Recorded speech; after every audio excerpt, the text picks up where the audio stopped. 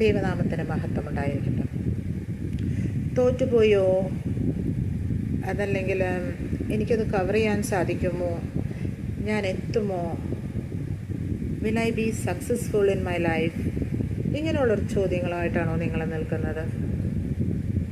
ആ ചോദ്യങ്ങൾക്കൊക്കെ ഒരു മറുപടിയും അതിനൊരു സന്തോഷ വാർത്തയുമായിട്ട് ആണ് ഞാൻ ഇന്നത്തെ വീഡിയോ നിങ്ങളുടെ മുമ്പിൽ കേട്ടോ. ഇന്ന് ഞാൻ നിങ്ങളുടെ മുമ്പിൽ പറയാൻ ആഗ്രഹിക്കുന്നൊരു വചനഭാഗം ഇതാണ്. പ്രഭാഷകൻ്റെ പുസ്തകം 33-ാം അധ്യായം 16-ഉം 17-ഉം തിരുവചനങ്ങൾ. വചനഭാഗം ഇങ്ങനെയാണ്: ഒടുവിലാണ് ഞാൻ ഉണർന്നത്, കാല പിറക്കുന്നവരെ പോലെ ഞാൻ മുന്തിരിപ്പഴം ശേഖരിക്കുന്നവരുടെ പിന്നിലായി. എന്നാൽ കർത്താവിൻ്റെ അനുഗ്രഹം നിമിത്തം ഞാൻ മുൻപിലെത്തി, മുന്തിരിപ്പഴം ശേഖരിക്കുന്നവനെ പോലെ ചാക്ക് നിറച്ചു.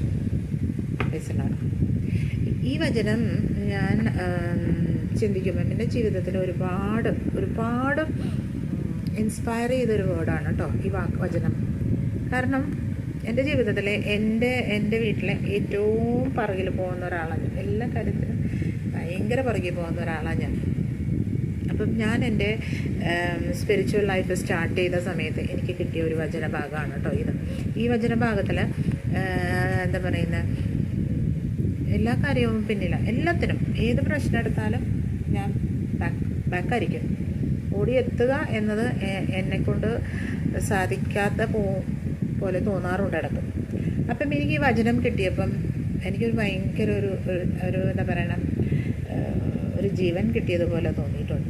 ഈ വചനം ഏറ്റു ചൊല്ലിക്കൊണ്ടിരുന്നപ്പം ഉണ്ടായ കുറേ മാറ്റങ്ങൾ ജീവിതത്തിലുണ്ടായിട്ടുണ്ട്. അപ്പം ഈ വചനത്തിൻ്റെ 2-3 കാര്യം ഞാൻ പറയാമേ. ഒന്നാമത്തെ കാര്യം, ഒടുവിലാണ് ഞാൻ എഴുന്നേറ്റത്. അപ്പം നമ്മുടെ കൂട്ടത്തിൽ രാവിലെ എഴുന്നേൽക്കുന്നവരുണ്ടാവും, ബിറ്റ്വീൻ എണീക്കുന്നുണ്ടാവും, എല്ലാവരും എണീറ്റ് കഴിഞ്ഞ് ചിലപ്പോൾ നട്ടുച്ചയ്ക്ക് എണീക്കുന്ന മനുഷ്യരും ഉണ്ടാവും.